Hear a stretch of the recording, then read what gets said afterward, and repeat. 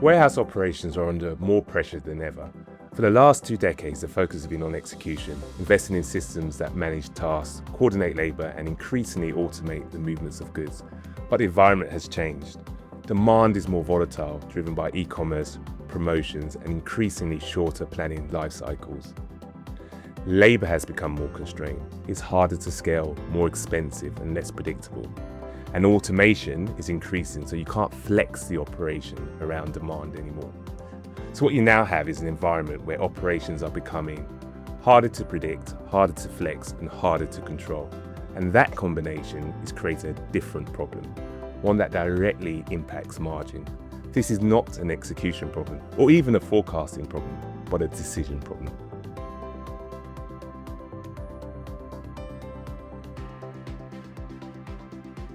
When you look at how warehouses are actually run today, the system landscape is built around execution. Warehouse management systems manage tasks, workforce systems schedule labour, automation executes physical flow. But even with those systems in place, operations still need to respond to variability, protect service, and absorb uncertainty in real times. And in most operations, labour is still the primary way that this happens. It remains both the main lever for responding to change and the single largest operational cost in the warehouse. These systems aren't designed to determine the right labour decision before execution begins, or make trade-offs between cost, service, and resilience visible to the operation. In most operations, that decision still sits outside of systems. It's made in spreadsheets, under pressure, without knowing if it's the right call. And once that decision is made, everything else executes against it.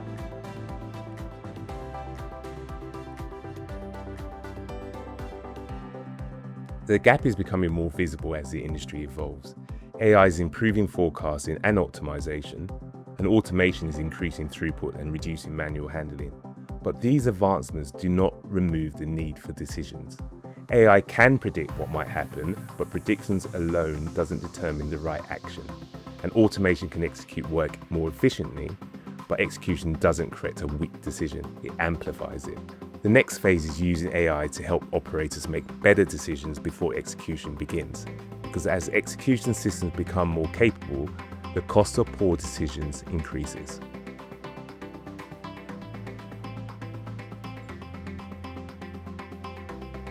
We're seeing a shift in how warehouse performance is managed.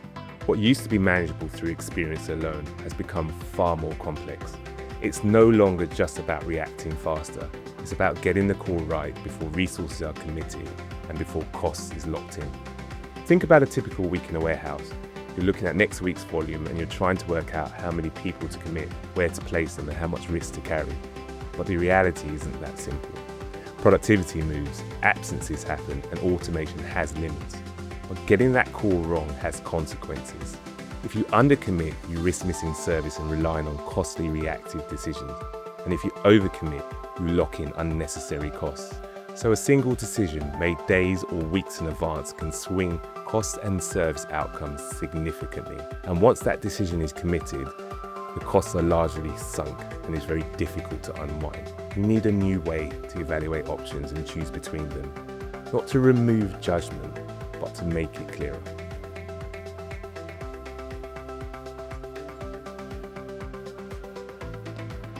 Better decision-making starts by making trade-offs visible before anything is committed.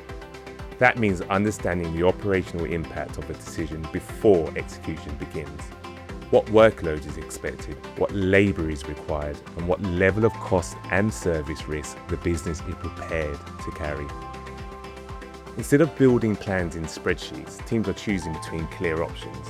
They can explore scenarios, understand the impact of different decisions, and see trade-offs before committing. That fundamentally changes how planning decisions are made. A plan might show a lower cost option with a higher service risk, or a higher cost option with a stronger SLA protection, or a balance between them both. And the impact is visible before anything is committed.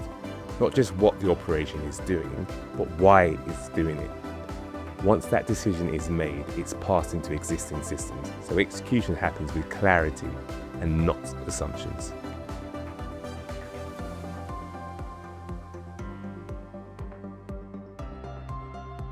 Every decision is recorded, not just the outcome, but the context behind it. Over time, that creates a learning loop. This is where AI starts to become operationally useful, evaluating outcomes, learning from patterns, and improving future recommendations. But it's not just the system learning. Teams start to understand patterns as well, why certain shifts underperform, why plans drift, and where assumptions consistently break down in real operations. That's where this becomes more than planning. The system starts to improve recommendation and builds confidence in the decisions being made.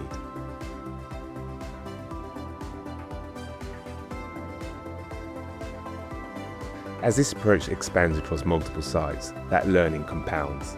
Decisions become comparable, patterns become visible. What works well in one site can inform decisions across the entire network. The real value comes from understanding operational behavior across the network, not just within an individual site.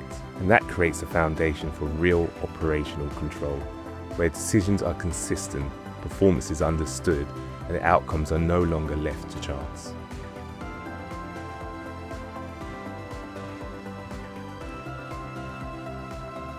Once you can see decisions clearly across the network, you start to understand the shape of performance as a whole. Not just labour in isolation, but how operations perform as a connected system. Because operational decisions do not exist in isolation. An improvement in one part of the operation can create constraints somewhere else. So for example, increasing automation in one area might look like an efficiency gain, but it can also create downstream bottlenecks that reduces overall throughput, because the system performs as well as its constraints. So this stops being about optimizing labour alone. It becomes about optimizing the whole operation.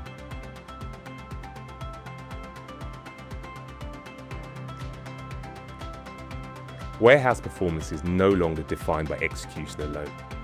As operations become more complex, more automated, and more constrained, performance is increasingly determined before execution even begins. Because ultimately, execution can only ever be as good as the decision behind it.